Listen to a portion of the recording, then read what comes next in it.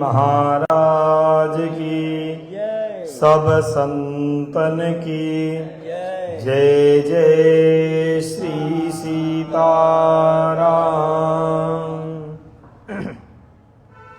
हरि ओम तत्सत्। श्रीमते रामचंद्राय नमः। श्री गुरुभ्यो नमः। अस्मत्सर्वगुरुभ्यो नमः। श्रीमते रामानन्दाचार्याय नमः। अर्वाची सुभगे भवसीते वन्दामहे त्वा। जथा नः सुभगाससि जथा नः सुफलाससि, तवास्मि जानकी कान्त।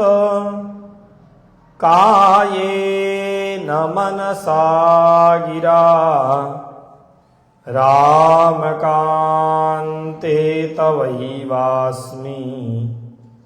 युवा मेव गति मम।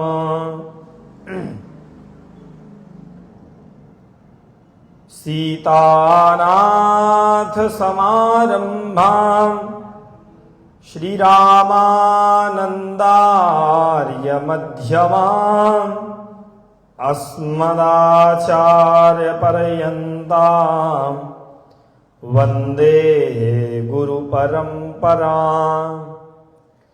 न चैतद्विद्मः कतरन्नो गरीयो, यद्वा जयेम यदि वा नो जयेयुः। यानेव हत्वा जिजीविषामस्तेव स्थिताः प्रमुखे धार्तराष्ट्राः। कार्पण्यदोषोपहतः स्वभाव, पृच्छामि त्वामधर्मसम्मूढचेताः। यच्छ्रेयः स्यान्निश्चितं ब्रूहि तन्मे, शिष्यस्तेऽहं साधिमां त्वां प्रपन्नम्।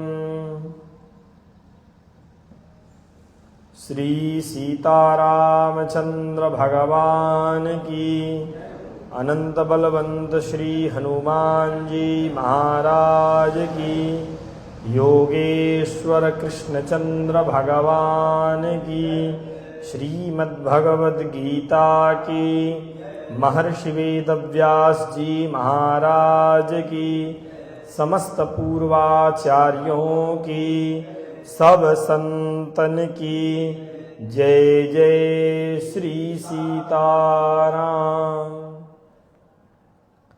अखिल हेय प्रत्यनीक कल्याणैकतान श्वेतर समस्त वस्तु विलक्षण, राजराजेंद्र कौसल्यानंद वर्धन भगवान श्री राघवेंद्र सरकार की प्राणवल्लभा, जनकजा भगवती श्री जानकी जू की अहेतुकी कृपा के फलस्वरूप अनंत बलवंत भगवत कथा के रसिक श्री हनुमान जी महाराज की अध्यक्षता में मानव जीवन को सार्थक करने की अन्यान्य विधियों में सर्वोत्कृष्टा जो सत्संग सरिता है, उस सत्संग सरिता में अवगाहन करने हेतु नित्य सत्संग के क्रम से अभी तक आप सब श्रीमद् भागवत महापुराण का आश्रय ग्रहण कर रहे थे और यहाँ पर जिसको सेवा का अवसर होता है किसी एक ग्रंथ का आश्रय लेकर के वो चिंतन करते हैं। भगवान श्री कृष्ण के जन्मोत्सव तक की कथा आप सबने भागवत में सुनी। गुरुदेव कल तक के प्रसंग में सुनाए और दास श्रीमद् भगवत गीता का आश्रय लेकर के कुछ चिंतन कर रहा था। तो पूर्व तक का जो चिंतन हुआ था उसी के आगे हम सब चिंतन करने को उद्यत हैं। हमने पूर्व में भी निवेदन किया था कि जितने भी धर्मशास्त्र हैं उन सब में सुनने सुनाने की जो परंपरा है, भूमिका के क्रम में कोई घटना का स्मरण किया जाता है, श्रोता के रूप में, जैसे श्रीमद् भागवत महापुराण में नैमिषारण्य में श्री शौनक आदि 88,000 ऋषि बैठे हुए हैं एक लंबे सत्र का संकल्प करके। प्रातः काल में वे यज्ञ आदि कर्म करते हैं और सायंकाल में भगवत चिंतन करते हुए कालक्षेप करते हैं। जितने भी धर्मशास्त्र हैं, पुराण आदि हैं, स्मृतियां हैं, उनमें बहुत अधिक संख्या श्री शौनक जी महाराज के जिज्ञासाओं के क्रम में श्री सूत जी महाराज के द्वारा दिए गए समाधान के रूप में ही है। श्री शौनक जी महाराज ने बहुत लंबे सत्र में कथाओं को सुनते हुए यही जिज्ञासा की है शौनक जी महाराज से कि हे भगवान, भगवत प्रेम की ओर अग्रसर हुए जीव को करना क्या चाहिए। 6 प्रश्न उन्होंने इसी बीज में कहे कि धर्म का स्वरूप क्या है, भगवान अवतार क्यों ग्रहण करते हैं। और इन्हीं प्रश्नों के उत्तर में श्री सूत जी महाराज कथा कहना प्रारंभ करते हैं, व्यास जी का चरित्र कहते हैं, नारद जी का प्रसंग कहते हैं। कहते हुए क्रमशः परीक्षित जी तक बात आती है। भूमिका बनाते हुए फिर परीक्षित जी महाराज ने म्रियमाणस्य यत् कार्यम, मरने वाले व्यक्ति को क्या करना चाहिए और उसे क्या सुनना चाहिए, यह जिज्ञासा की। और उसी सूत जी महाराज के प्रसंग में श्री सुखदेव जी महाराज आगे की कथा सुनाते हैं। श्रोता के अधिकार को देख करके वक्ता का प्रवचन, वक्ता की व्याख्या होती है। जितनी भी कथाएं हैं, महर्षि वाल्मीकि जी की जिज्ञासाओं के समाधान में नारद जी महाराज ने कोस्मिन् सांप्रतम लोके गुणवान कश्च वीर्यवान, कौन वस्मिन् सांप्रतम लोके, इस समय कौन जो है 16 प्रकार के विशेष गुणों से युक्त है, पूछे तो रामायण की कथा सुना दी है। सभी कथाओं में भूमिका पुरस्सर बड़े विस्तार से बात को समझा करके कहा जाता है। लेकिन इन सब से अलग श्री अर्जुन जी महाराज युद्ध की तैयारी हो गई है, शंखनाद हो चुका है, किन योद्धाओं से मुझे युद्ध करना है, इसी जिज्ञासा के समन में अर्जुन ने भगवान से कहा कि मेरे रथ को दोनों सेनाओं के मध्य में ले चल करके आप खड़ा करिए, मैं देखना चाहता हूं कि मुझे युद्ध किससे करना है। सम्मुख भीष्म पितामह को, गुरुदेव द्रोणाचार्य को,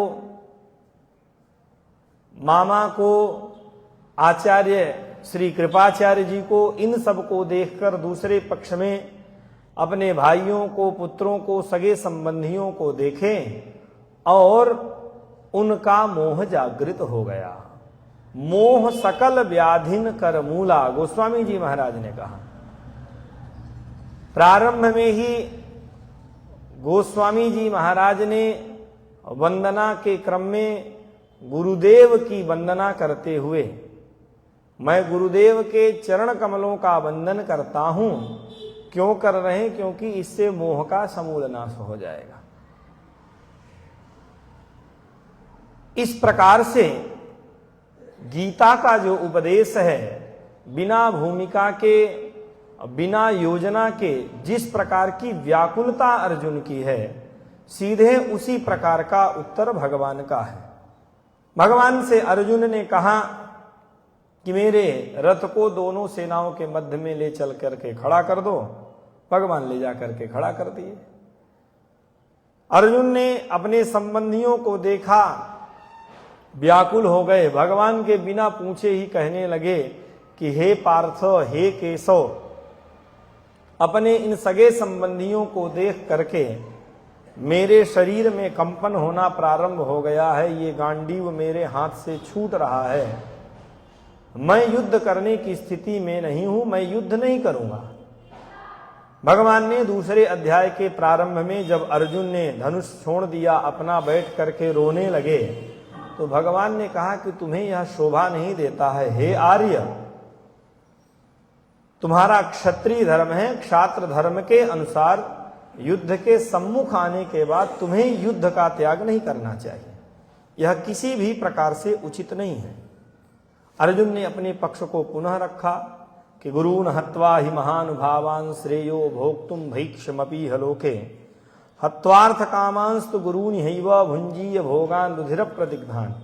हे केशव, मैं आपकी बात को टाल नहीं सकता, लेकिन आप जिस कार्य के लिए मुझे प्रेरित कर रहे हैं, मुझे यह लग रहा है यह धर्म के विरुद्ध कार्य है, मुझे ऐसा लग रहा है। क्योंकि यदि मैं इस युद्ध को करते हुए गुरुजनों की हत्या किया, सगे संबंधियों की हत्या किया, तो मुझे इस लोक में अपकीर्ति की ही प्राप्त होगी। भले ही सम्मुख मुझे कोई कुछ नहीं कहेगा, लेकिन पीठ पीछे तो सारा समाज यही कहेगा कि जिन गुरुदेव ने धनुष पकड़ना सिखाया, जिन गुरुदेव ने कृपा पूर्वक अधिक विश्वास किया, अपने पुत्र अश्वत्थामा को ब्रह्मास्त्र के संधान की विद्या दी, तिरोधान करने का भी उपदेश किया, अपने पुत्र अश्वत्थामा को यह दोनों विद्या नहीं दी, केवल ब्रह्मास्त्र चलाने की विद्या दी। उन्हीं गुरु जी को इन भोगों की प्राप्ति के लिए अर्जुन ने मार दिया।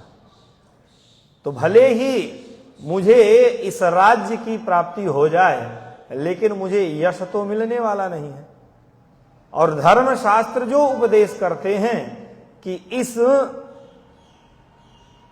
लोक का त्याग करने के बाद, मानव देह छोड़ने के बाद, इस पाप के कारण मुझे नरक में ही जाना पड़ेगा।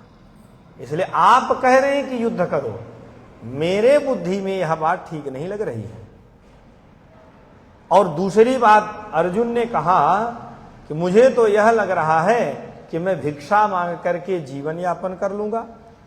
अब अर्जुन के मन में यह संभ्रम हो चुका है कि भगवान ने कहा कि तुम्हें युद्ध करना है, मैं युद्ध करूंगा, मुझे इस लोक में अपयश की प्राप्ति होगी, शरीर छोड़ने के बाद मुझे नरक आदि लोकों की प्राप्ति होगी। मैं यदि भिक्षा मांगता हूं तो भिक्षा मांगना मेरा धर्म नहीं है, क्षत्रिय का धर्म भिक्षा मांगना नहीं है। इसलिए अर्जुन कहते हैं कि हे भगवान, आप मुझे कह रहे हैं कि युद्ध करो, युद्ध करने में मुझे अधर्म लग रहा है, और मैं यदि कहता हूं भिक्षा मांग करके जीवन यापन करूं तो यह मेरा धर्म नहीं है। मुझे यह अब समझ में ही नहीं आ रहा कि मैं युद्ध करूं अथवा ना करूं। मेरे लिए युद्ध करना श्रेष्ठ है कि युद्ध नहीं करना श्रेष्ठ है, यह मुझे, मेरा मस्तिष्क कार्य नहीं कर रहा। साथ ही युद्ध करने के बाद मुझे विजय की प्राप्ति होगी कि दुर्योधन आदि को विजय की प्राप्ति होगी, यह भी कुछ अभी ज्ञात नहीं है। जिनको मार करके मैं जीवन की कामना नहीं करता हूं, वे सारे दुर्योधन के साथी, दुर्योधन के भाई युद्ध में मेरे सम्मुख खड़े हैं। इसलिए हे भगवान, मेरा मस्तिष्क कार्य नहीं कर रहा है, आप मेरा मार्गदर्शन करें। और इसी भावना से ग्रस्त होकर के अर्जुन ने आत्मसमर्पण किया। बड़ी कठिन बात है, और भगवान ने अपनी लीला में यह संकेत दिया। सामान्य दृष्टि से चिंतन करने पर यह बात समझ आती है। हम सब लोग भी अपने अपने संस्कारों से, अपनी अपनी वासनाओं के कारण संसार में अपने को सर्वोत्कृष्ट दिखाने के क्रम में नाना प्रकार के प्रयत्न करते हैं। जिन गुरुजनों की शरण जाएं, उन गुरुजनों के उपदेश करने के बाद भी उसमें अपने मस्तिष्क का प्रयोग करते हैं। भगवान कहने युद्ध करो, यदि इतने ही समर्पित होते तो युद्ध करने का लंबा चौड़ा संवाद होता ही। लेकिन हमें सही लग रहा है, हमारी जिज्ञासाओं का शमन कैसे होगा, और यह गुरुजनों के चरण कमलों में ही होगा, इस बात को भी अर्जुन प्रसिद्ध करते। मुझे ऐसा लग रहा है, लेकिन मैं एक जीव, हे भगवान, जीवात्मा नाना प्रकार के विकारों से युक्त है, उससे नाना प्रकार के दोष बनेंगे ही बनेंगे, और मोह सबसे बड़ा शत्रु है जीव का। अब यही बात को आगे करके अर्जुन कह रहे हैं, कारपण्य दोषो स्वभावः पृच्छामि त्वां धर्म सम्मूढचेता यच्छ्रेयः स्यात् निश्चितं ब्रूहि तन्मे शिष्यस्तेहं साधि मां त्वां प्रपन्नम।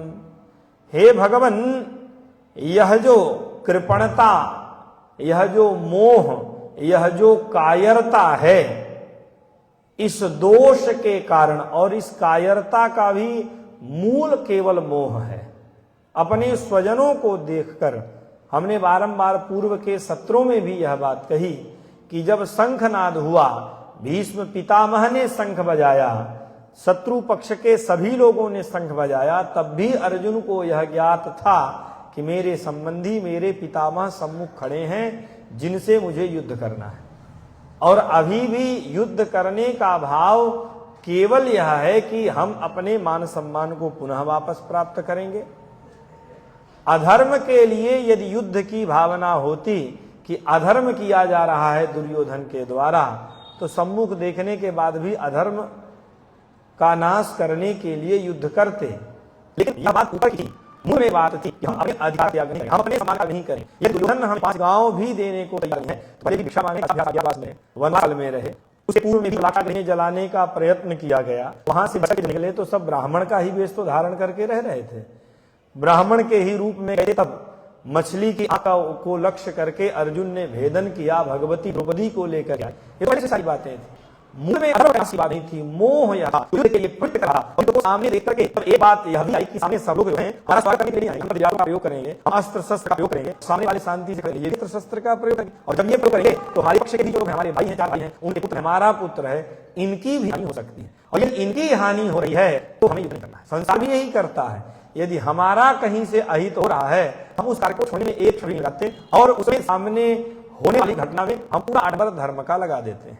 अर्जुन ने भी यही किया, लेकिन विलक्षण बात यह है कि अर्जुन भगवान के सम्मुख समर्पित है। अपनी सारी बात कहने के बाद कह रहे हैं कि हे भगवान, मेरा हृदय मोह के कारण ढका हुआ है, मोह से उपहृत होता है, और धर्म का क्या स्वरूप है इसे मैं नहीं पा रहा।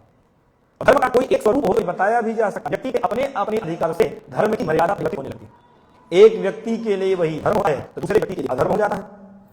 इसलिए हे भगवान, मेरा कल्याण जिस किसी से निश्चित हो जाए, मेरा मन नहीं मान रहा, मेरा हृदय नहीं स्वीकार रहा, ये मेरा दोष है। आप मुझे उपदेश भी करें तो नहीं बात नहीं, लेकिन क्या सही है क्या गलत है इसको एक याद छोड़ करके जिससे मेरा कल्याण निश्चित हो, यत् श्रेयः सा निश्चितम, युद्ध करना पड़े अथवा नहीं करना पड़े, इन दोनों में से जिससे मेरा निश्चित कल्याण हो, जिसमें मेरा निश्चित मंगल हो, हे भगवान आप उसका उपदेश करें। मैं आपसे मित्र भावना से बात नहीं पूछा, मैं आपके द्वारा शासन करने हूं, शिष्यस्ते, इसलिए आप मुझ पर शासन करें, आप मेरा मार्गदर्शन करें, मैं आपकी शरण में हूं।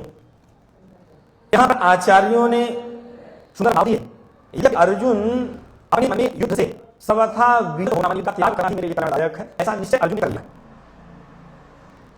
फिर भी अभी तक की जो प्रतिष्ठा रही, अभी तक अर्जुन जितने युद्ध किए, संपूर्ण भूमंडल में पृथ्वी का सर्वश्रेष्ठ धनुर्धर होने का जो गौरव अर्जुन को प्राप्त है, यह सम्मान, यह मर्यादा अर्जुन को युद्ध का त्याग नहीं करने देते हैं। व्यक्ति मान सम्मान के साथ करता है, तो मन से तो अर्जुन युद्ध नहीं करना चाहते, लेकिन दूसरा जो यह है वह इन्हें युद्ध से अलग नहीं होने दे रहा। पाप से बचने के लिए युद्ध का त्याग करने के अतिरिक्त उन्हें दूसरा कोई उपाय नहीं दिखाई देता। और हम लोगों ने पूर्व के समय प्रथम अध्याय में अर्जुन ने अपने आप को धर्मात्मा और इन दुर्योधन आदि सबको लोभ चिता, ये सब केवल लोभ के कारण इतना सब कर चले, कोई कमी नहीं है, संतोष नहीं से मचाए हैं। यह सब कहते हुए अर्जुन ने यह बात कही कि लोभ के वशीभूत होकर के यदि मुझे मार भी देंगे तो उससे मुझे मेरा अहित नहीं होगा, क्योंकि हमारे हृदय में लोभ नहीं। इसलिए अर्जुन युद्ध का यहाँ पर त्याग अंतर मन से नहीं भी करना चाहते हैं। और मेरा कल्याण में लौकिक पाप दोनों, माने मैं युद्ध नहीं या बेइज्जती है बड़ी भारी, युद्ध करता हूं तो मेरा लोक भी जाएगा और इस लोक में अपेक्ष की प्राप्ति होगी। इसलिए हे भगवान आप मेरा मार्गदर्शन करें। भगवान की जो दृष्टि पर आचार्य कहते हैं, भगवान ने अर्जुन की इस बुद्धि को युद्ध के त्याग के निश्चय को केवल बताया, केवल वो बताया कि तुच्छ दुर्बलता भगवान ने इससे सिद्ध किया और युद्ध से ऊपर नहीं होना चाहिए। भगवान ने यही उपदेश किया और भगवान के द्वारा यह दोष जब अनुपाया तुम इस प्रकार से नहीं कर सकते हो, शास्त्र अनुभूति है, तब अपनी बुद्धि से धर्म का रहस्य कार्य क्या करना चाहिए, मेरी बुद्धि मूढ़ होती है, धर्म के विषय में कार्य नहीं कर रहे हैं। आप हमें सही मार्गदर्शन करें, ऐसी प्रार्थना अर्जुन भगवान से करते हैं।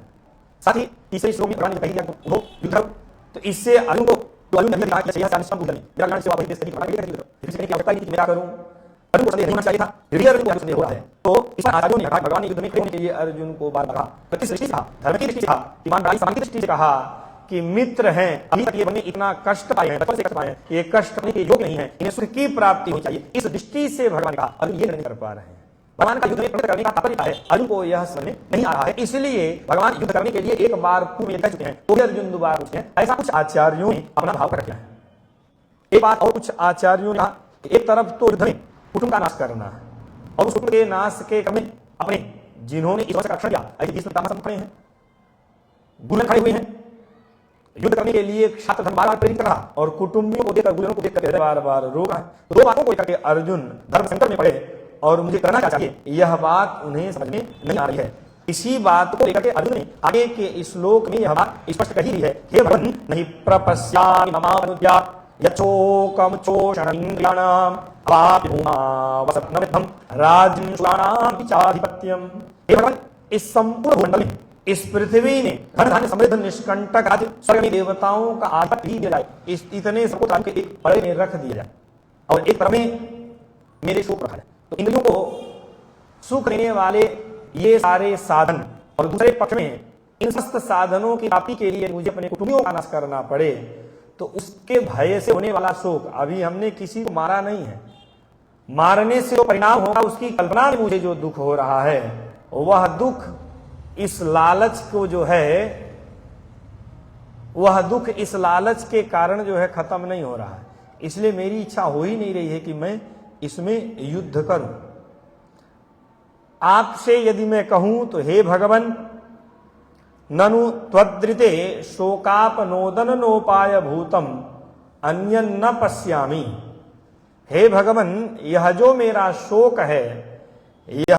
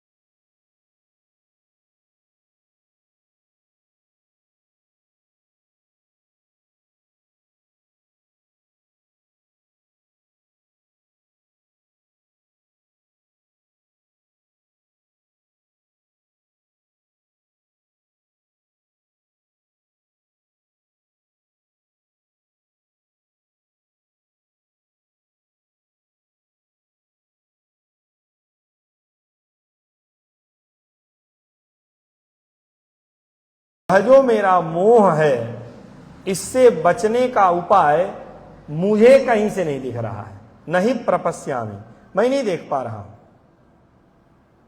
मैंने जितना गुरुजनों से पढ़ा था, जितना अपने पितामह से, आप से, अपनी मां कुंती से, देव के सम्मुख, अभी मित्र नहीं कह रहे हैं, शिष्यस्ते हम, मैं आपकी शरण हूं, मेरा कल्याण कैसे होगा। एक इसमें यह भी पक्ष है कि यदि ईमानदारी पूर्वक गुरुजनों के पास जाएं तो मन में किसी भी प्रकार का भाव रोक करके नहीं रखना चाहिए। अर्जुन के मन में जितनी भी बात थी उन्होंने स्पष्ट कही, और भगवान की आज्ञा देने के बाद बार बार यह बात कही कि मेरा हृदय कहता है कि मुझे युद्ध नहीं करना चाहिए, लेकिन मुझे जो लगता है वही सही है, ये नहीं है। मेरे लगने से कोई बात सही नहीं हो जाएगी। मेरा निश्चित कल्याण जिससे होगा, हे भगवान वह आप मुझे उपदेश करें।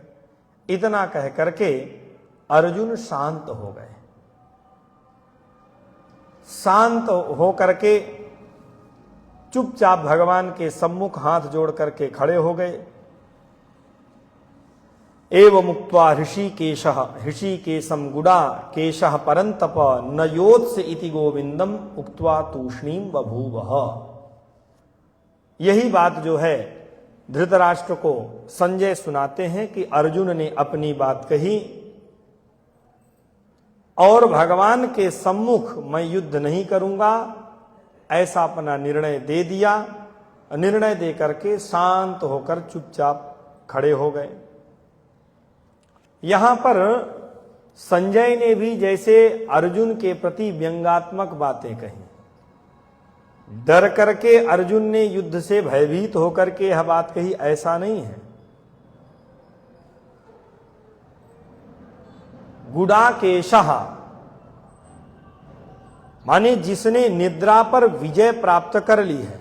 गुडा का नाम होता है निद्रा, और उसका जो ईश माने मालिक है वह है गुडाकेश। गुडाका निद्रा और उसका जो स्वामी है वह गुडाकेश।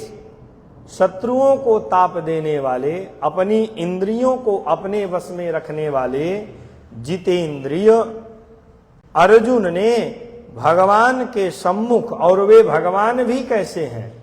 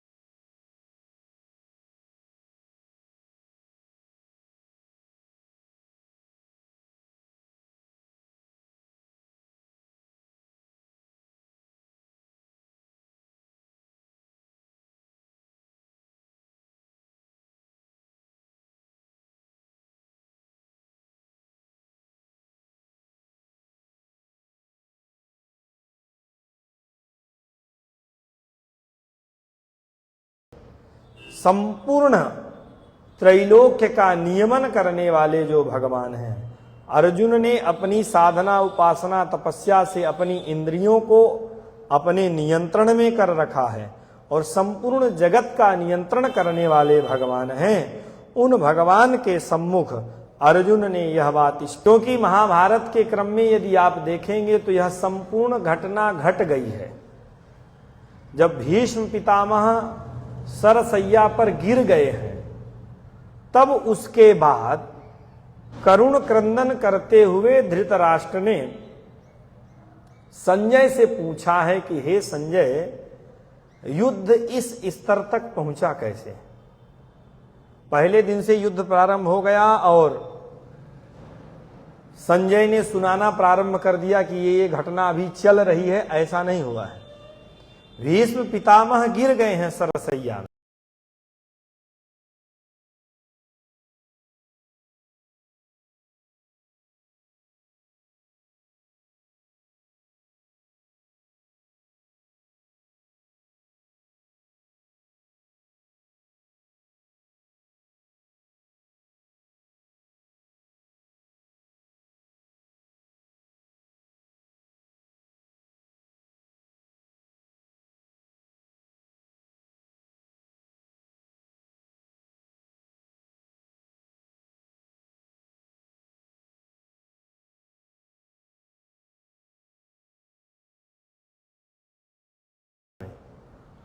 और दुखी होकर के जब धृतराष्ट्र ने कैसे ये घटनाएं घट गई पूछना प्रारंभ किया, तब सारी घटना को 10 दिन बीत गया है युद्ध, तब उसके बाद धृतराष्ट्र को संजय ने वहां की घटनाओं को सुनाना प्रारंभ किया और युद्ध जैसे प्रारंभ हुआ था वहीं से सारी घटनाएं हैं। तो धृतराष्ट्र के मन में यही कौतूहल हुआ कि यदि अर्जुन ने धनुष बाण छोड़ दिया, भगवान को साफ मना कर दिया, तो फिर उसके बाद हुआ क्या? अर्जुन ने युद्ध करने के लिए जब मना कर दिया, तब उसके बाद की घटना को सुनाने के लिए संजय यह बात कहते हैं कि हे भारत, माने हे धृतराष्ट्र, हे राजन, दोनों सेनाओं के मध्य में विषाद करते हुए, विषीदंतम, करुण क्रंदन करते हुए अर्जुन की इस दशा को देख करके, अर्जुन की इन बातों को सुन करके, जैसे किसी बालक के बचकाने शब्दों को सुन करके अभिभावक हंसते हुए संभालते हैं, पुचकारते हैं, वैसे ही भगवान ने हंसते हुए अर्जुन को लक्ष्य करके बातें कहना प्रारंभ की। शांत बैठे हुए अर्जुन विसृज्य सशरम चापम, माने जिसने अपने धनुष बाण का त्याग कर दिया है। शारीरिक अवस्था, कायिक और वाचिक, 2 प्रकार के ही व्यापार मनुष्य के द्वारा होते हैं। एक तो मुंह से बोल करके सारी बातें कहते हुए व्यापार करता हुआ दिखाई देता है, जो व्यवहार में आता है, और दूसरा हाथ पैर चला करके कोई काम करता है तो वह व्यवहार में दिखाई देता है। तीसरी अवस्था जो मानसिक होती है, उस मानसिक व्यापार में, माने क्रियाओं में, केवल जो व्यक्ति करता है उसे ही बोध होता है, सामने किसी को पता नहीं चलता। 2 ही प्रकार के व्यवहार कर पाने में समर्थ अर्जुन ने पहले कायिक व्यापार का त्याग कर दिया कि धनुष बाण छोड़ करके पहले अध्याय में ही बैठ गए। वाणी से बोल करके अपना पक्ष जो रख सकते थे, अर्जुन ने तूष्णी बभू, माने बोलना भी बंद कर दिया। 2 प्रकार का उन्होंने व्यापार छोड़ दिया। तब भगवान ने पक्षपात रहित होकर के जो सदा सर्वदा धर्म की स्थापना के लिए ही लीलाएं करते हैं, उन भगवान ने हंसते हुए अर्जुन को समझाते हुए कुछ बातें कही। इसमें संजय के द्वारा यह जो संबोधन किया गया कि हे भारत, इसका सीधा संकेत यह था कि संजय संकेत यह कह रहे हैं कि हे राजन, मैं सेवक आपका हूं, लेकिन आप हमसे यह उम्मीद नहीं करिएगा कि मैं आपके पक्ष की बात बोलूंगा। मैं सदा धर्मपरायण, जो घटनाएं वहां घटी हैं, आपके पूर्वजों का यदि मैं स्मरण करूं तो आपके जितने भी पूर्वज रहे उन्होंने धर्म का त्याग नहीं किया। निष्पक्ष रूप से सभी के ऊपर समान भाव रखने वाले आपके पूर्वज हुए हैं। तो भारत शब्द कह करके जैसे संजय ने धृतराष्ट्र को धृतराष्ट्र के पूर्वजों का स्मरण कराया कि कम से कम अभी सावधान हो जाइए अब, और पुत्र मोह का त्याग करके निष्पक्ष होकर अपने कुल की मर्यादा को कलंकित होने से बचा लीजिए। आपके पूर्वजों में ऐसा किसी ने नहीं किया। जैसे आपके पुत्र हैं दुर्योधन आदि जितने कौरव हैं, ये पांडव कोई पराये नहीं हैं, आपके भाई के पुत्र हैं, भाई आपका नहीं है, तो ये भी आपके ही पुत्र हैं, आपके वंश की ये परंपरा रही। इसलिए अपने पुत्रों पर सद्भाव रखें और स्वपुत्र का जो पक्षपात है, पांडवों के प्रति जो असद्भाव है, इसका त्याग करिए। ये आपके वंश के अनुरूप नहीं है और ये पहली बार ऐसा नहीं हुआ है। आचार्य चरण ने बारंबार यह सावधान किया है और बड़ी विलक्षण लेखनी है महर्षि वेदव्यास जी की एक एक शब्द में। जब अर्जुन को कायर सिद्ध करना होता है तब महर्षि वेदव्यास जी अर्जुन के लिए शब्द प्रयोग करते हैं कौन्तेय, माने कुंती के पुत्र। माताओं का हृदय वात्सल्य से पूरित रहता है, हृदय में वात्सल्य पुरुष की अपेक्षा अधिक होता है, हृदय में दया अधिक होती है, और जब इस भाव वाला बताना होता है तब महर्षि वेदव्यास जी कौन्तेय कहते हैं। और जब युद्ध के लिए जोश देना होता है तब पृथु के पुत्र पार्थ ऐसा प्रयोग करते हैं। ये शास्त्र की अपनी शैली है कि शब्द के द्वारा ही सारा संकेत करके अपने भाव को प्रकट कर देते हैं। यहां पर भी संजय ने सावधान किया कि आप अपने वंश का स्मरण करिए और अपने पुत्रों की भांति ही आप राजा हैं। राजा होते हुए जितनी भी प्रजा है आपकी ही संतति है, आप इनके प्रति भी सद्भाव ही रखें, असद्भाव आप नहीं रखें। इधर भगवान श्री कृष्ण ने अर्जुन के लिए जो बातें कही वही बात बताना अब प्रारंभ कर रहे हैं। भगवान अब यहां से बोलना प्रारंभ करते हैं। भगवान भी बोले कब? सत उपदेश अधिकारी व्यक्ति को जब वह उपदेश को ग्रहण करने की स्थिति में हो तभी करना चाहिए, नहीं उस उपदेश का अपमान होता है। जब श्रोता सुनने को तैयार हो तब उसे सुनावें। असत पात्र में यदि विशिष्ट पदार्थ को रखा जाए, स्वर्ण पात्र हो और उस स्वर्ण पात्र में मदिरा को यदि रख दिया जाए तो स्वर्ण पात्र का भी अपमान है। अमृत हो और अमृत को किसी मदिरा के पात्र में रख दिया जाए तो वह भी हे ही देखा जाता है, कोई भी उसे स्वीकार नहीं करेगा। भगवान के लिए जो पदार्थ निवेदित किया जाता है उसमें विचार किया जाता है कि भगवान के योग्य है कि नहीं, तो पात्रा पात्र का विशेष विचार किया जाता है। कुपात्र के सम्मुख श्रेष्ठ पदार्थ रखने के बाद भी उस पदार्थ का उचित सम्मान नहीं होता, उसका केवल अपमान ही होता है। अनधिकारी व्यक्ति को श्रेष्ठ पदार्थ देने के बाद भी उसे फायदा नहीं होने वाला।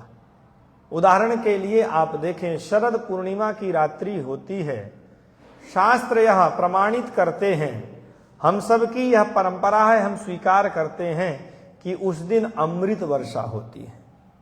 लेकिन क्या उस अमृत वर्षा में सब लोगों को अमृत का लाभ मिलता है? चातक पक्षी होता है उसे विशेष लाभ मिलता है। जो गोपी भाव संपन्न होते हैं, ब्रज में रहने वाली इस असंख्य जीवों के समुदाय में गोपी भाव संपन्न लोगों को ही रास में प्रवेश मिलता है।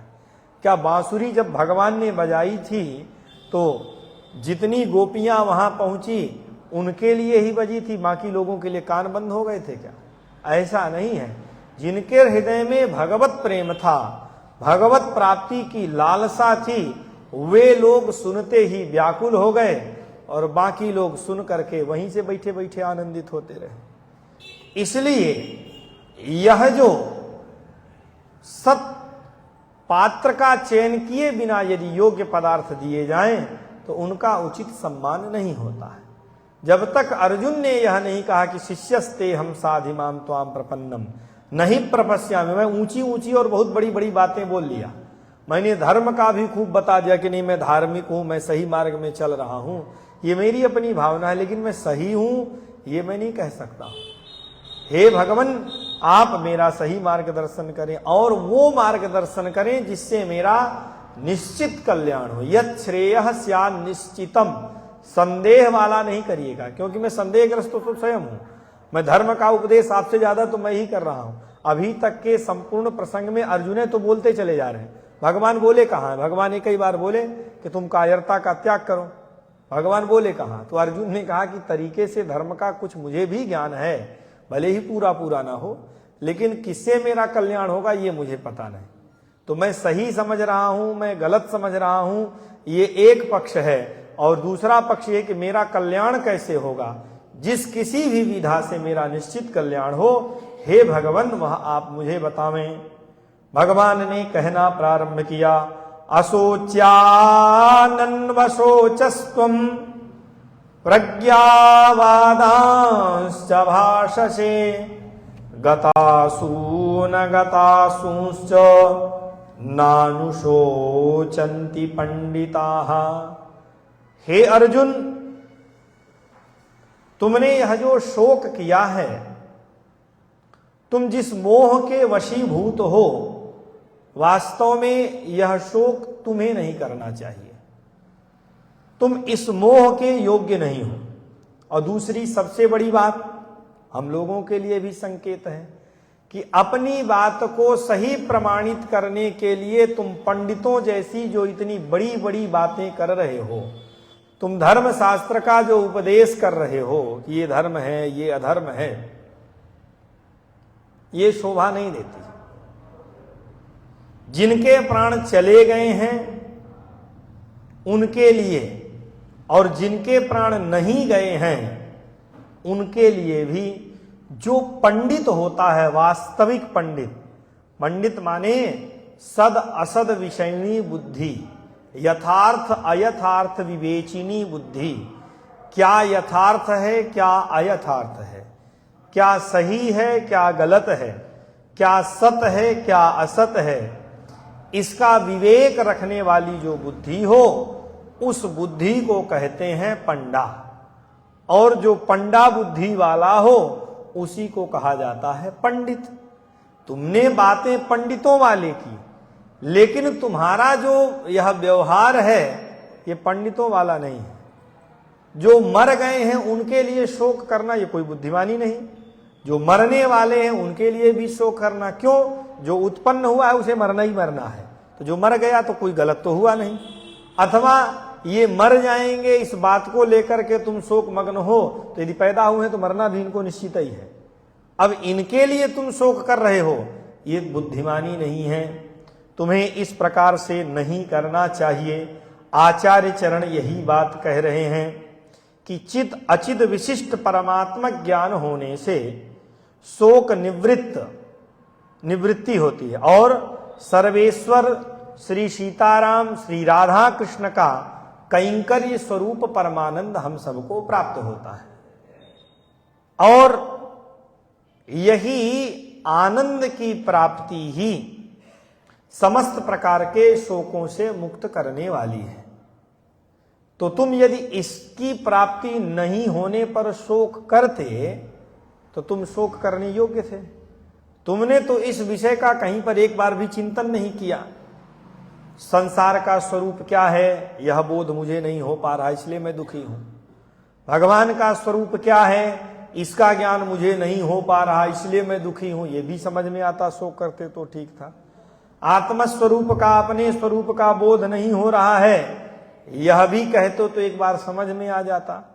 तुम बार बार यही शोक कर रहे हो कि ये मर गए हैं अथवा ये मरने वाले हैं, ये मर जाएंगे तो क्या होगा, ये जो शोक कर रहे हो ये कोई बुद्धिमानी वाली बात नहीं है।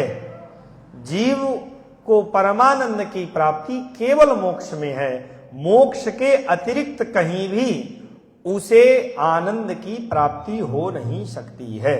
तमेव विदित्वा अतिमृत्युम एति नान्यः पंथा विद्यते यनाय। भगवती श्रुति कहती हैं तम परमात्मानं विदित्वा एव, उन भगवान के दिव्य स्वरूप को जान करके ही जीव उस आनंद को, उस अमृत को प्राप्त कर सकता है। भगवत स्वरूप को जाने बिना, भगवत कैंकर्य की प्राप्ति के बिना जीव को सुख नहीं प्राप्त हो सकता है, जीव को आनंद की प्राप्ति नहीं हो सकती है।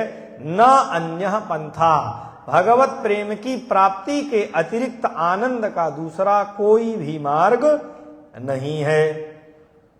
और तुम्हारे जैसा व्यक्ति इस विषय का त्याग करके धर्म की बड़ी बड़ी बातें कर रहा है और शोक कर रहा है, यह किसी भी प्रकार से ठीक नहीं है। तुम्हें ऐसा नहीं करना चाहिए। शरीर और इंद्रियां, शरीर इंद्रिय आदि जो सतत विकार रूप अवस्था वाला यह शरीर है, हर क्षण यह बदलने वाला जो शरीर है, इन इंद्रियों को जितना भी भोग के साधन दिए जाएं, ये और अधिक अतृप्त होती चली जाती हैं। घी, जैसे अग्नि में घी देने के बाद और अग्नि प्रज्वलित होती है, वैसे ही इन इंद्रियों को जितने सुख के साधन मिलते चले जाएं, उसकी कामनाएं और बढ़ती चली जाती हैं। जैसे एक ही उदाहरण के रूप में देखें, शुगर एक रोग, अत्यंत प्रसिद्ध रोग है, और इस रोग का कारण क्या है? विशेष रूप से डॉक्टर ही कहते हैं कि चीनी आपने ज्यादा खा ली है, जितना लिमिट था अब चीनी खाना बंद कर दो। इतना विवेक होने के बाद भी क्या मीठा खाने की इच्छा खत्म हो जाती? पहले यदि उसने मीठा खा रखा है तो उसकी इच्छा और प्रबल होती है, जानता है कि इससे मेरा अहित होगा। घर भर में हम लोग यहाँ अनुभव करते हैं विशेष रूप से कि घर में एकदम पूरा बंद रहता है। अब यहाँ आने के बाद तो गुरु जी के सामने मर्यादा में बोल नहीं सकता कोई। उधर पंगत में श्रीमती जी बैठी हैं, इधर बैठे हैं, तो दो दोना तस्मई ज्यादा मार लेते हैं, बाद में जो होगा देखा जाएगा। सुनने में आता है कि शुगर का रोगी जो है छिप छिप करके रेवड़ी दाना खाता है। तात्पर्य कहने का यह है कि इंद्रियां अतृप्त हैं और इस जन्म की नहीं, अनंत जन्मों से इन इंद्रियों को तृप्त करने का प्रयत्न जीव कर रहा है, और ये इंद्रियां तृप्त होने वाली नहीं है। यहां आनंद की अनुभूति हो ही नहीं सकती है, क्योंकि यहां पर आनंद है नहीं। यह शरीर भी स्वतंत्र नहीं है, इसका अधिष्ठाता जीव है, और वह जीव भी परमात्मा के अधीन है। इन रहस्यों को सबको जानने वाला जो होगा वही तो पंडित माना जाएगा। और तुम इन विषयों का चिंतन नहीं करके, ये मर जाएंगे, इनके मरने का दोष मुझे लगेगा, मुझे नरक की प्राप्ति होगी, मुझे स्वर्ग नहीं चाहिए, मुझे राज्य नहीं चाहिए, ये सारी बातें कर रहे हो, और मैं धर्मात्मा हूं यह जो सिद्ध कर रहे हो, ये केवल पंडितों वाली बातें तुम कर रहे हो, कहीं से तुम्हारी पंडिताई नहीं। इसीलिए भगवान ने हंसते हुए ये बात कही। ऐसा पूर्व में ही प्रहसन्निव, अर्जुन की इस पंडिताई की बातें भगवान रीझे किस बात पर, भगवान ने बोलना किस बात पर प्रारंभ किया? अर्जुन का यह शरणागत जो होना था कि यच्छ्रेयः स्यान्नित्यं ब्रूहितन में शिष्यस्ते हम साधिमां त्वां प्रपन्नम। मैं कितनी भी उछल कूद कर रहा हूं, लेकिन हे भगवान आप मुझ पर शासन करिए, मैं आपके शासन के योग्य हूं। यह बात जो थी भगवान इसी से द्रवित हो गए, और भगवान ने यथार्थ तत्व का उपदेश करना प्रारंभ किया। आत्मा का जो मूल स्वरूप है, यही यथार्थ ज्ञान है। और अपने स्वरूप का जब बोध नहीं होता है जब तक, तब तक जीव मोह के कारण किसी न किसी को अपना मानता ही घूमता है। उसकी अवस्थाएं बदलती हैं। जब बाल्यावस्था में रहेगा तो माता पिता ही को ही प्राण सर्वस्व मानेगा, उन्हीं के लिए जो कुछ करना पड़े, जिससे लड़ना पड़े लड़ने को तैयार रहेगा। शादी विवाह होने के बाद जब तक पुत्र नहीं होंगे तो पत्नी के लिए वही प्राण सर्वस्व है, उसके लिए सब करने को तैयार है। बाद में पुत्र आदि हुए तो पुत्र आदि के लिए भी उसी पत्नी से लड़ता हुआ देखा जाता है, पत्नी के लिए पिता माता से लड़ता देखा जाता है। तो जो जीव का मूल प्राप्य है उस भाव से ग्रसित है जीव, और उसी की प्राप्ति के लिए प्रयत्न करता जा रहा है। यथार्थ बोध नहीं होने के कारण, मोह के कारण कभी किसी को कभी किसी को कभी किसी को समझता है, और उसी प्रयत्न में सारा समय यापन करता चला जाता है। इसलिए शरीर आदि की जो परिणामी वस्तु हैं, जिनमें परिवर्तन नित्य निरंतर होता चला जाता है, उसका अधिष्ठाता जीवात्मा, और वह जीवात्मा जो वास्तव में शरीर विकारी है, जीव विकारी नहीं है। जीव में किसी भी प्रकार का विकार नहीं है, वहां उन विकारों का आश्रय ग्रहण करता चला जाता है। नहीं तो यही शरीर रहता है। संतों के यहाँ जाने के बाद शरीर का व्यवहार भी यही देखा जाता है। शोक मोह इत्यादि से परे होने के कारण भगवत बुद्धि उनमें कर ली जाती है। शरीर का व्यवहार तो यही देखा जाता है। बुद्धि प्रबल हो जाती है। संसार के वे भी यही सारे प्रपंच करते हुए देखे जाते हैं। वहां भी रसोइयां बन रही हैं, वहां महीने भर की व्यवस्था कैसे होगी इसका भी प्रयत्न किया जा रहा। सारे व्यापार तो यही किए जा रहे हैं, कुछ अलग किए जा रहे हैं क्या? लेकिन उनकी जो मान्यता है, उनकी मान्यता में श्री ठाकुर जी, श्री सीताराम जी प्रधान है। भगवान के कैंकर्य के रूप में कर्तव्य किया जाता है। मंदिर में आए हुए, आश्रमों में आए हुए जितने भी जीव हैं, उनमें भगवत संबंध मान करे कि ये भगवान के हैं, इस बुद्धि से वे सारे प्रयत्न किए जाते हैं, तो वह भजन बन जाता है। और संसार में रह करके ये हमारे अपने हैं, हमारे ये रक्त के संबंध से हैं, ये हमारे अपने हैं, बाकी इनके अलावा कोई अपना नहीं है, तब वही प्रपंच और मोह कह दिया जाता है। इसलिए जीव का जो मूल स्वरूप है, उसी मूल स्वरूप को बताने के लिए भगवान ने स्पष्ट कहा कि अशोच्यानन्वशोचस्त्वम, अशोच्य, तुम शोक करने योग्य हो ही नहीं। यह जो तुम शोक कर रहे हो इसके योग्य तुम नहीं हो। स्वधर्म का अनुष्ठान करो, और स्वधर्म का अनुष्ठान करने के बाद तुम्हारे कर्मों के आधार पर तुम्हारी गति होगी। तुम निर्णय ये नहीं कर सकते हो ये जितने भी मेरे पूजनीय हैं, जिनका मुझे चरण बंदन करना चाहिए, मेरे हाथ से मारे जाएंगे, इन लोगों के बिना राज्य प्राप्ति और राज्य के द्वारा प्राप्त होने वाला जो सुख है, जब ये मर ही जाएंगे वह व्यर्थ है। इस प्रकार का जो तुम शोक कर रहे हो, हे अर्जुन, यह ठीक नहीं है। और उसके लिए जो तुम अपनी बुद्धि से नाना प्रकार के तर्क कर रहे हो, यह तर्क भी ठीक नहीं है। इसे प्रज्ञावाद कहते हैं। माने स्वकीय बुद्धि मात्र से कल्पना करके, कहीं लिखा नहीं है। अर्जुन ने पूर्व में ही जो बात कही कि लोभोपहत चेतसः, ये सब लोभ के कारण अधर्म का आश्रय ग्रहण कर रहे हैं, मैं अधर्म का आश्रय नहीं ग्रहण, ये सब अर्जुन की कल्पना है। अपनी कल्पनाओं में धर्म का आडंबर करते हुए, धर्म का चोला बना करके अपनी बातों में बड़े बड़े लोगों को निरुत्तर कर देना, शांत कर देना, यही प्रज्ञावाद है। बुद्धि मात्र से कल्पित जो तर्क है, उस तर्क का आश्रय करके जो वाद किया जाए वही प्रज्ञावाद है। और तुम्हारे इस संवाद में, तुम्हारी इन समस्त बातों में भगवान कहते हैं कि इसमें केवल प्रलाप है, कोई यथार्थ बात तुमने अभी तक कही नहीं अर्जुन। और जो शास्त्रज्ञ हैं, जो विशिष्ट लोग हैं, वे लोग इसका समर्थन कभी नहीं कर सकते हैं। मनीषिणः, जो मनीषी लोग हैं, उनके द्वारा इसकी सम्मति कभी नहीं हो सकती है। अर्थात अपनी बुद्धि के द्वारा कल्पना करके पदार्थों को जब बोला जाए, न तो उसमें शास्त्र की सहमति हो, न परंपरा से जो वृद्ध जन हैं, जो पूर्वाचार्य हैं, उनकी सहमति हो, तो यह कहना उचित नहीं है।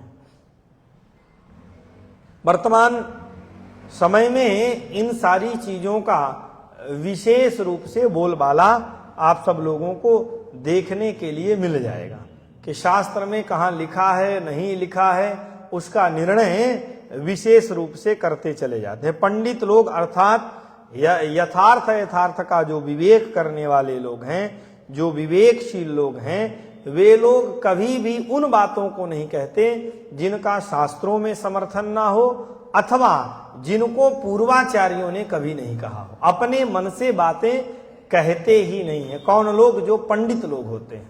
और तुम तो जो भी बात कह रहे हो सब अपने मन से कह रहे हो।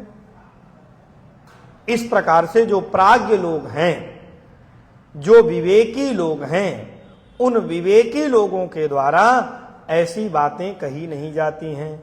हे अर्जुन, इसलिए कथम भीष्महम संख्ये, भीष्म जी को मैं इस युद्ध में कैसे मारूंगा, ये सब बातें कह करके जो तुमने शोक किया है, यथा तुम सोचसी तथा न सोचितुम अर्हा, ऐसा तुम शोक करने योग्य नहीं हो। भगवान ने इसके बाद सीधे अर्जुन को वही तत्व का उपदेश किया। हमने पूर्व में भी निवेदन किया था, यहाँ भूमिका के क्रम में कथानक दृष्टांत को लेकर के ज्यादा विस्तार न करके सीधा उपदेश किया है भगवान ने। और भगवान कह रहे हैं, न त्वेवाहं जातु नाशं न त्वं नेमे जनाधिपाः न चैव न भविष्यामः सर्वे वयमतः परम। हे अर्जुन, त्वम अहम, तुम हो गए, हम हो गए, और ये जितने लोग सम्मुख खड़े हुए लोग हैं, ये सब लोग किस काल में नहीं थे? माने पहले ये नहीं थे ऐसा भी नहीं कह सकते हो, अभी नहीं है ऐसा भी नहीं कह सकते हो, और भविष्य में नहीं होंगे यह भी तुम नहीं कह सकते हो। भगवान ने यहां से जो उपदेश किया है, उस उपदेश की दो दृष्टि है। भगवान ने मूल स्वरूप में प्रथम जो उपदेश किया, तो भगवान ने यह उपदेश किया कि हे अर्जुन, तुम शोक करने योग्य नहीं हो। कारण यह है कि तुम शरीर नहीं हो, तुम जीवात्मा हो। तुम्हारा यह जो शोक हो रहा है, यह शरीर की दृष्टि से हो रहा है कि ये मर जाएंगे, ये मर जाएंगे, ये मर जाएंगे। माने तुम शरीर को यथार्थ मान रहे हो। शरीर नष्ट हो गया माने उसका स्वरूप नष्ट हो गया। यदि तुम ऐसा समझ रहे हो तो तुम शरीर नहीं हो, तुम्हारा शरीर से अलग इस तरह तुम ही नहीं। भगवान कहते अहम अपि न त्वम न अहम न इमे जनाधिपाः, तुम अथवा मैं अथवा सम्मुख खड़े हुए जितने भी राजा हैं, यह पहले नहीं थे, अभी नहीं हैं और बाद में भी नहीं रहेंगे, ऐसा बिल्कुल नहीं है।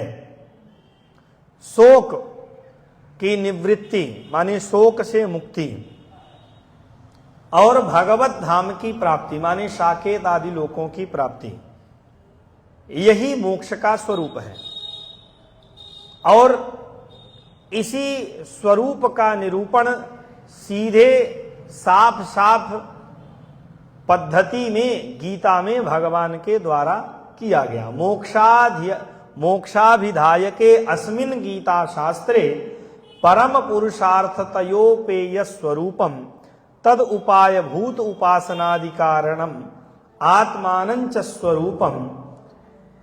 भगवान यहां पर भगवत पाद श्री रामानंदाचार्य भगवान आनंद भाष्य में इस गीता में प्रतिपाद्य विषय क्या है उसका संकेत करते हैं। भगवान ने जब बोलना प्रारंभ किया तो भगवान के बोलने के बाद सीधा उन्होंने कहा कि गीता में जो उपदेश किया गया है, यह परम पुरुषार्थ का स्वरूप जो भगवान का दिव्य साकेत आदि लोक है, मोक्ष है, उसको प्राप्त करने वाला है। गीता में जीव के स्वरूप का बोध, भगवान के स्वरूप का बोध और जीव का केवल भगवत कैंकर्य में है, भगवत उपासना में है, इसका संकेत यहां पर किया गया। और इसी को यहां पर भगवान सीधे कहते हैं कि तुम शोक करने योग्य हो ही नहीं, अशोच्य हो, क्योंकि तुम देह नहीं हो, तुम इंद्रियां नहीं हो, तुम मन नहीं हो। यदि देह, इंद्रिय और इससे शिष्ट जो मूल आत्मा है, क्योंकि शरीर पड़ा रह जाता है, प्राण निकलते ही तुरंत व्यवहार बदल जाता है। यदि शरीर को लेकर के ही व्यवहार होता रहे तो शरीर को नहलाना चाहिए, ना उसको सरजू में फेंकना चाहिए, नगाना चाहिए। तीन अवस्थाएं हैं, उसी को लेकर के सारा व्यवहार बाद में भी करें। ऐसा होते हुए देखा नहीं जा सकता। इसलिए देह को लेकर के यदि शोक कर रहे हो तो शोक तुम्हारा ठीक नहीं है। शरीर शोक करने योग्य हो ही नहीं सकता है। अंत इन्हें देहा, भगवान आगे ये बात कहेंगे, आत्मा नित्य है, इसका अंत नहीं हो सकता है, और देह निश्चित ही इसका अंत होगा, एक न एक दिन देह को नष्ट होना ही है। इसलिए आत्मा के विषय में शोक किया नहीं जा सकता है। शरीर शोक करने योग्य है नहीं, इसलिए हे अर्जुन तुम्हें शोक बिल्कुल भी नहीं करना चाहिए। और शोक करने के में इस अवस्था वाले अर्जुन को भगवान कहते हैं कि अहम माने मैं, सर्वनियंता परमात्मा, मैं ही समस्त जीवों के अंतःकरण में अंतर्यामी रूप से प्रविष्ट रहता हूं। इसलिए मेरे द्वारा नियंत्रित, मेरे द्वारा अनुशासित जीव को कभी भी शोक नहीं करना चाहिए। और जीव की जो मूल अवस्था है वह शरीर के रूप में नहीं। इसलिए हे अर्जुन तुम्हें शोक बिल्कुल भी नहीं करना चाहिए। जो सम्मुख दिखाई दे रहे हैं ये पहले नहीं थे, अभी नहीं है, न आसम माने नहीं थे, मैं नहीं था, तुम नहीं थे, अथवा भविष्य में हम नहीं होंगे, ये बात है ही नहीं। इसलिए तुमने जो शोक किया वह शोक तुम्हें करना ही नहीं चाहिए था। भगवान ने इस प्रकार से अर्जुन को सरल शब्दों में यह उपदेश किया और आचार्यों ने इस पर बड़ी विस्तृत चर्चा की है। और कई आचार्यों ने तो यहीं से अपने भगवत शंकराचार्य भगवान ने यहीं से अपना भाष्य लिखना प्रारंभ किया। पूर्व भूमिका में जब तक भगवान ने कहीं नहीं बोला तब तक उन्होंने अपनी लेखनी अन्य आचार्यों उन भावों को प्रकट करने के लिए बातें की। भगवत्पाद शंकराचार्य भगवान जब श्री भगवान वाच प्रारंभ हुआ तभी उन्होंने लिखनी प्रारंभ, और भगवान ने सीधे स्पष्ट कर दिया, मैं तुम और ये राजा लोग पहले नहीं थे, यह बात नहीं है, आगे नहीं रहेंगे, यह भी बात नहीं है। अर्थात जब ये शरीर नहीं थे तब भी हम सब थे। बालकों को प्रारंभिक अवस्था में अध्ययन कराते समय शरीर की नश्वरता का उपदेश ऐसे ही कराया जाता है। बालकों से प्रारंभ में पूछा ही जाता है वेदांत आदि का अध्ययन करते हुए कि तू कौन, देता जो माता पिता ने नाम रखा तुरंत नाम लेकर के बताएगा कि मैं हूं।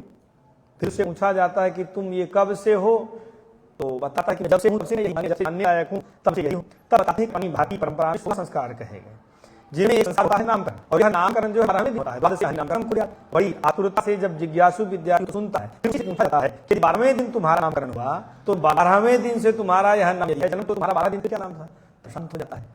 उसके बाद फिर उसे बताया जाता है कि जिस प्रकार से तुम्हारा 12 दिन तक कोई नाम नहीं था, शिशु कहते हैं, चाहे बाल कहते हैं, चाहे बालिका कहते हैं, तो तुम कहीं से आयो, माने गर्भ में भी तुम थे, तब तो यह भी निर्णय नहीं किया जा सकता था।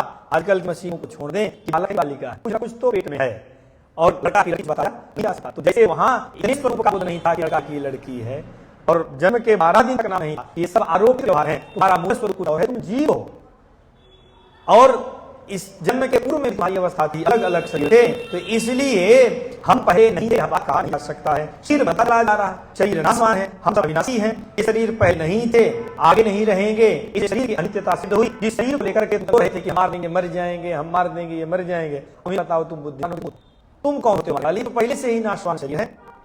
इसलिए हे अर्जुन तुम्हें अशोक नहीं करना चाहिए था। आदि में, मध्य में, अंत में आचार्यों ने इस पर और भी विस्तार से चर्चा की, जिसे हम लोग कल पुनः स्मरण करेंगे। आज के संकेत में यदि देखा जाए तो भगवान ने स्पष्ट कहा पूर्व जन्म का छोड़ो। बाल्यावस्था में जिस अर्जुन का व्यवहार किया जाता था, बाल्यावस्था में छोटी अवस्था थी, क्या वही अर्जुन है? आज इस अर्जुन का शरीर बड़ा हो गया, इस अर्जुन का स्वभाव परिवर्तित हो गया, इस अर्जुन को विवेकी कहा जाने लगा। और जब यही अर्जुन 10 वर्ष का था तब उसे बालक कहा जाता था। तो यदि पूछा जाए वो शरीर कहाँ गया, तो ये भी नहीं कह सकते कि शरीर नष्ट हो गया, लेकिन ये वो शरीर तो नहीं है। उस शरीर के साथ होने वाला व्यवहार भी आज नहीं होता है। इस प्रकार से भगवान ने कहा कि हे अर्जुन, सबसे पहले तुम अपने शोक को खत्म करो कि जो तुम कह रहे हो कि मेरे द्वारा ये मारे जाएंगे अथवा इनके द्वारा मैं मारा जाऊंगा, तो यह तुम्हारी मूढ़ता है। ऐसा नहीं है। जिस शरीर को लेकर के तुम कह रहे हो, यह शरीर पहले भी नहीं था, और वास्तव में कहो तो अभी जो शरीर है यह स्थिर शरीर नहीं है और बाद में भी ये शरीर रहने वाला नहीं है। और जीव दृष्टि से यदि कहो तो ऐसा नहीं है कि तुम पहले नहीं थे, इस मनुष्य शरीर के पहले तुम्हारी सत्ता नहीं थी, यह भी नहीं है, अभी तुम्हारी सत्ता नहीं है, यह भी नहीं है, अथवा इस शरीर का त्याग कर दोगे इसके बाद तुम्हारी सत्ता नहीं होगी, यह भी बात नहीं है। अर्थात तीनों कालों में चाहे तुम शरीर दृष्टि से चिंतन करो तो तुम शोक करने योग्य नहीं हो, तुम आत्म दृष्टि से चिंतन करो तो तुम शोक करने योग्य नहीं हो। और भगवान ने इसी बात को आगे के श्लोक में कहा भी कि देहेस्मिन् यथा देहे कौमारम यौवनम जरा तथा देहांतर प्राप्ति धीरस्तत्र न मुह्यति। तुम यह स्वीकार कर रहे हो कि मैं मोह के वशीभूत होकर के इस अवस्था को प्राप्त कर रहा हूं, तो हे अर्जुन पंडितों की तरह बात केवल मत करो, पंडितों की तरह व्यवहार भी करो। जो धी माने जो बुद्धिमान होता है, वह धैर्य संपन्न जो बुद्धिमान है, जो पंडित है, वह कभी भी देहांत की प्राप्ति के लिए शोक नहीं करता है। जैसे इस शरीर में अलग अलग अवस्थाएं हैं, कुमारावस्था है, युवावस्था को प्राप्त करता है जीव, वृद्धावस्था को प्राप्त करता है, तो कब उसकी कुमारावस्था चली गई और युवा ऐसा कोई बैठकर के रोता हुआ तो नहीं दिखाई देता है कि हम कल हमको सब बच्चे कह रहे थे, युवा और प्रसन्न होता है, शरीर में ताकत आ गई, लोग अधिक बुद्धिमान कह रहे हैं। हाँ, ये बात जरूर है कि बुढ़ापा देख करके रोता है। क्यों? कारण एक यही है कि शरीर में भोगों को भोगने की क्षमता कम होने लगती है। मान सम्मान के लिए जो लालायित रहता है, जब कमाने के योग नहीं रह जाता है तब उतना मान सम्मान नहीं मिलता है। और मैं अपने से बात थोड़ी कह रहा हूँ, अभी भागवत का जो हम लोगों ने चिंतन किया, पूरा यह जो 12 स्कंद था इसी विषय का तो इसमें चिंतन किया गया। अब लोग भागवत सुन रहे हैं, अभी इसमें कपिलोपाख्यान में स्पष्ट रूप से यही वर्णन ही उसमें आया है। तो जब तक संसार को हमारे द्वारा अपनी आशाओं की पूर्ति होती है तब तक तो मान सम्मान देता है। बुढ़ापा आने के बाद नहीं मिलता तो बुढ़ापा दे करके हर व्यक्ति जो है भयभीत होता है, मृत्यु के लिए भयभीत होता है। तो भगवान ने कहा कि जैसे बुद्धिमान व्यक्ति, इसमें विवेकी प्रयोग किया गया है, जो संसार के विषयों में रचा है उसके लिए, धीरा जो बुद्धिमान व्यक्ति है, जैसे कुमारावस्था को, युवावस्था को, वृद्धावस्था को प्राप्त करके मोहित नहीं होता है, वैसे ही वह देहांतर की प्राप्ति के लिए भी कभी शोक नहीं करता है। मनुष्य को शरीर की अवस्थाओं के द्वारा ही अपना आकलन करके आगे की तैयारी कर लेना चाहिए। भगवान ने ये सारी बातें कही हैं। अब इस नत विवाहम जातुना सन्नतम नेमे जनाधिपाहा और देहेस्मिन् यथा देहे कौमारम यौवनम जरा, इन श्लोकों के विषय में आचार्यों ने जो अपने भाव विस्तार पूर्वक कहे हैं उसको हम आगे के सत्र में कल सुनेंगे। आज की चर्चा का यहीं तक चिंतन, आज के सत्र का विश्राम। श्री सीतारामचंद्र भगवान की, श्री हनुमान महाराज की, श्री भगवद गीता की जय। जय सूरनारायण।